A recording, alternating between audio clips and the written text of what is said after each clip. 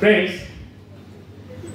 यदि आप स्वयं में अपने भाग्य का निर्माता बनना चाहते हैं और आपकी प्रबल इच्छा है कि आप सफलता की बुलंदियों को छुए, तो इसके लिए सर्वप्रथम आपको अपना व्यवहार बदलना होगा। तो इसके लिए सबसे पहले आप अपने मन से घृणा, ईर्ष्या, द्वेष आदि विकारों को निकालकर बाहर करें। तब आप अपने भाग्य का स्वयं निर्माण करें। इस बात का विश्वास रखें कि सब कुछ आपके हाथ में है, क्योंकि आप ही तो अपने भाग्य का निर्माता है।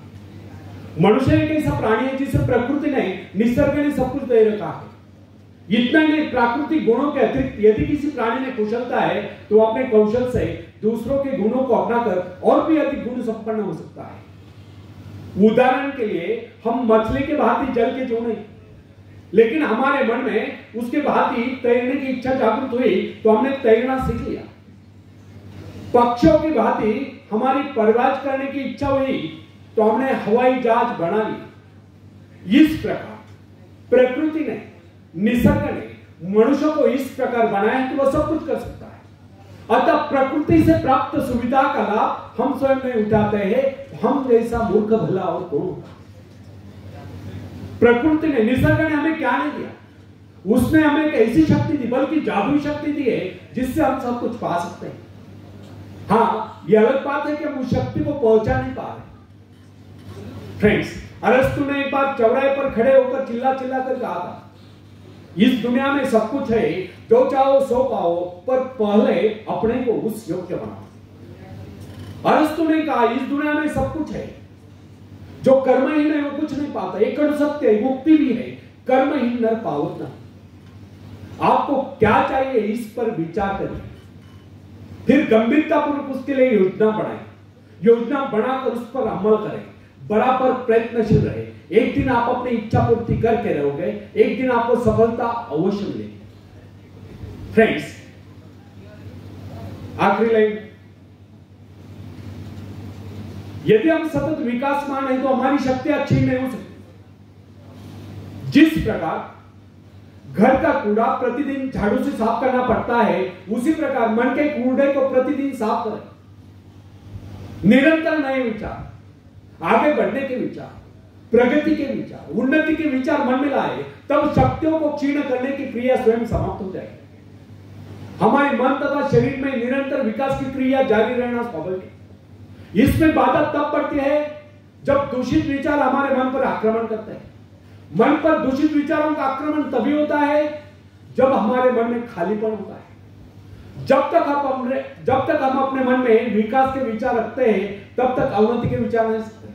प्रगति के विचार है तो अवनति के विचार नहीं सकते। मन को नवीन तथा तरोताजा करने के अनेक उपाय, इस विषय में हम सबके भिन्न भिन्न अनुभव सकते हैं। हम देखते हैं कई बार हमारे मन में दुख और निराशा की छाया आश्चर्यजनक रूप से लुप्त हो जाती है। दुख के घिर आए बादल हट जाते हैं, उनके स्थान पर हर्ष की धूप खिल उठती है। कम से कम कुछ समय के लिए जीवन के प्रति हमारा दृष्टिकोण बदल जाता है। कई बार हम अनुत्साहित और निराश हो जाते हैं और अकस्मात कोई शुभ समाचार आ जाता है और हमारा हृदय हर्ष से गदगद उठता है। अथवा कोई हंसो और सहृदय व्यक्ति आ जाता है और हमारी मनस्थिति में पूर्णतया परिवर्तन ला देता है। या कोई परम प्रिय मित्र आकर सारा वातावरण ही बदल डालता है। अथवा अचानक किसी सुंदर स्थान अथवा देश की यात्रा करने का अवसर प्राप्त हो जाता है और उसके प्राकृतिक सौंदर्य कलेप हमारे हृदय को शीतल कर देता है। किसी भी ऐसे स्थान की यात्रा करनी पड़ती है जिसकी हमारे मन में सदा से इच्छा है, और वहां से सौंदर्य के कारण हमारे विचारों में परिवर्तन आ जाता है और हम प्रसन्नता से विभोर हो जाते हैं। फ्रेंड्स, कुछ लोगों का यह विचार है कि मन बाहरी प्रभावों को ग्रहण करने में असमर्थ है और उसकी स्थिति में विशेष परिवर्तन नहीं किया जा सकता। उसके हर्ष विषाद की सीमाओं का निर्धारण भाग्य द्वारा होता है और हम केवल इतना ही कर सकते हैं कि इस विचारों का अंश देकर चकमा दे। परंतु यह धारणा गलत है। हमारे पास ऐसा असंख्य उदाहरण है जिनमें व्यक्तियों की मनोवृत्ति में आमूल परिवर्तन होता देखा गया। उनके मस्तिष्क में क्रांति होती देखी गई। बहुत से लोग जो जन्म से दुर्बल थे वे व्यायाम द्वारा सबल होते देखे गए, अकर्मण्य कर्मठ होते देखे गए। ऐसे असंख्य उदाहरण हमारे सम्मुख है जिनमें व्यक्ति मानसिक शक्तियों से रहित थे, किंतु प्रयत्न द्वारा उनमें भारी परिवर्तन आ गया। उनका दुर्बल व्यक्तित्व प्रबल व्यक्तित्व में परिणत हो गया। साहस का ही उदाहरण लीजिए। बहुत से सफल व्यक्ति पहले इस गुण से रहित थे। खतरा था कि उनका समस्त भविष्य अंधकार में होगा। परंतु माता पिता या गुरु की शिक्षा का उन पर ऐसा प्रभाव पड़ा कि उनके जीवन की धारा ही बदल गई। इससे यह सिद्ध होता है कि मनुष्य उपदेश या शिक्षा प्राप्त करके या निरंतर अभ्यास से विचारों में क्रांति ला सकता है। फ्रेंड्स, साहस पर मनुष्य का जन्म सिद्ध अधिकार है। साहस के भाव परिपक्व होने पर वही व्यक्ति जो पहले कायर समझा जाता था, शौर्य पराक्रम के कारनामे कर लोगों को चकित कर देता है। जब हम भय, संदेह, निराशा से ग्रस्त स्थिति में होते हैं, तब हम सही निर्णय नहीं कर पाते। उचित एवं ठोस निर्णय केवल उसी समय किया जा सकता है जब मस्तिष्क सही स्थिति में हो। निराशा, क्रोध, भय, ईर्ष्या, द्वेष आदि के बादलों से घिरकर अंधकार में न हो। भय तथा चिंताग्रस्त मनोस्थिति में कभी किसी महत्वपूर्ण विषय पर निर्णय नहीं करना चाहिए। जब मन निर्मल, संतुलित, शांत हो, कोई भी निर्णय उस समय करना चाहिए। उस समय जो योजनाएं बनाई जाए, केवल उन्हीं को कार्यान्वित करने का प्रयत्न कीजिए। भय, क्रोध आदि के आवेग पर मानसिक शक्तियां बिखर जाती है। उस समय मन एकाग्र न रहने के कारण निर्णय गलत होते हैं। यदि मनुष्य सही शिक्षण प्राप्त करे या मन को अभ्यास कराए, तो वह निराशा, क्रोध, ईर्ष्या, द्वेष आदि विचारों को कुछ क्षणों में अपने मन से निकालकर बाहर कर सकता है तथा प्रसन्नता का अनुभव कर सकता है। प्रसन्नता, आशा, आकांक्षा, उत्साह इन भावनाओं के आते ही मन का अंधकार दूर हो जाता है। अतः व्यक्ति को चाहिए कि रचनात्मक विचारों को हर समय अपने मन में रखे। सभ्यता की प्रत्येक नई आवश्यकता मानव मस्तिष्क को नई चुनौती देती है, और जिस प्रकार जानवरों तथा मनुष्यों के शरीरों में जलवायु तथा वंश रक्षा के उद्देश्य से समय की आवश्यकता के अनुरूप लगातार सुधार होता चला गया है, उसी प्रकार आज के परिवर्तित आवश्यकता वाले संसार की मांग के अनुरूप मनुष्यों को भी अपने मस्तिष्क को सुधार कर मुकाबले के लिए तैयार करना होगा। मस्तिष्क पर जिन विषयों पर सोचने का भार आ पड़ता है, उसी के अनुरूप अपने में परिवर्तन कर लेता है। वह नई कोशिकाओं का विकास कर लेता है, दुर्बल कोशिकाओं की मरम्मत कर लेता है तथा उन्हें मुकाबले के लिए तैयार कर लेता है। फ्रेंड्स, बड़े शहर के हलचल और शोरगुल में काम करने वाले व्यक्ति का मस्तिष्क विविध रूपों में विकसित होगा। वह शीघ्र सोचेगा, तेजी से गति करेगा, संक्लिष्ट विविध कार्यों में द्रुत गति से चेष्टा करेगा।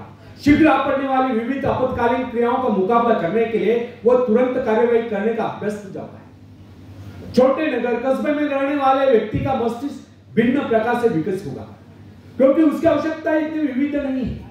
उसे तुरंत ही बहुत से निर्णय करने की आवश्यकता भी होती। फ्रेंड्स, यह कदापि न भूले कि प्रत्येक कार्य मस्तिष्क सम्मुख नई चुनौती उपस्थित करता है, और उसकी आवश्यकता के अनुरूप ही मस्तिष्क अपनी काबिलियत का विकास कर लेता है तथा विशेष किस्म के काम के लिए अपनी शक्तियों को बढ़ाता है। विभिन्न धंधों, नौकरियों, व्यापारों या व्यवसायों के लिए विभिन्न प्रकार के शारीरिक तथा मानसिक चेष्टाओं की आवश्यकता होती है। इन आवश्यकताओं में भी तीव्र गति से निरंतर परिवर्तन होता रहता है। अतः जिस व्यक्ति का मस्तिष्क जितना अधिक ग्रहणशील, संवेदनशील, सूक्ष्म होता है, वह उतनी तीव्रता से अपने में परिवर्तन लाने में समर्थ होता है तथा नए संघर्ष में सफलता एवं विजय प्राप्त करता है। उदाहरणतः एक पुरोहित की आवश्यकताएं विशिष्ट होती है, अतः उसका मस्तिष्क उन्हीं आवश्यकताओं के अनुरूप विकसित होगा। वर्ष तक उसका मन निरंतर आध्यात्मिक विषयों के चिंतन में लीन रहता है। अतः उसके मस्तिष्क के विकास का स्वरूप एक वकील, व्यवसायिक एवं भवन निर्माण विशेषज्ञ से भिन्न होगा। जिस व्यक्ति का जीवन अध्ययन या बौद्धिक हलचलों में लीन है, उसके मस्तिष्क के सेल्स का विकास एक व्यापारी के मस्तिष्क से भिन्न होगा। अध्यापक में विचारों की उन्मुक्तता, कार्यों में शिथिलता, भौतिक पदार्थ की प्राप्ति के आग्रह का अभाव, एकांत प्रियता दिखाई दे, जबकि व्यापारी में समझदारी, दूरदर्शिता, चतुरता, नियमबद्धता, समयबद्धता और फूर्ति दिखाई दे। महत्वाकांक्षा मस्तिष्क के विकास में परिवर्तन या सुधार लाने वाली प्रबल शक्ति है। महत्वाकांक्षा या अपने जीवन के उद्देश्य को तय कर लेना स्वयं अपने आप में मस्तिष्क संबंधी बहुत ही महत्वपूर्ण घटना है। वैज्ञानिक लोग मस्तिष्क को विकसित करने की संभावना पर खोज करने में व्यस्त है। समय आएगा जब मस्तिष्क के विकास के रहस्य को मानव जान लेगा और इससे मनुष्य के चरित्र के विकास का कार्य सरल हो जाएगा। तब तक हमारे लिए इतना ही जान लेना पर्याप्त है। यदि हम अपने मस्तिष्क का ऐसा विकास चाहते हैं कि हमारा व्यक्तित्व सर्वप्रिय बने, तो इसके लिए सर्वप्रथम हमें अपने मन से घृणा, ईर्ष्या, द्वेष आदि विचारों को निकालकर बाहर कर देना होगा। जब यह गुण हमारे भीतर नहीं होंगे, तब हम हर क्षेत्र में अपने पांव जमा सकते हैं, दुनिया जहां से सहयोग ले सकते हैं तथा सफलता की ऊंचाइयों को छू सकते हैं। आखिरी में एक शेर मैं सुनाता हूं। तुम उड़ सकते हो मुक्त आकाश में, तुम मुक्त आकाश के पंछी हो। तुम व्यर्थ ही डरे हो, तुम भूल गए हो कि तुम्हारे पास पंख है। तुम पैरों से चल रहे हो, तुम आकाश में उड़ सकते हो। थोड़ा फड़फड़ाओ ताकि तुम्हें एहसास हो जाए। ध्यान से भरोसा पैदा करने के लिए तुमने कुछ खोया नहीं, तुम सिर्फ भूले हो कि अपने पास पंख है, अपने पास पंख है। धन्यवाद।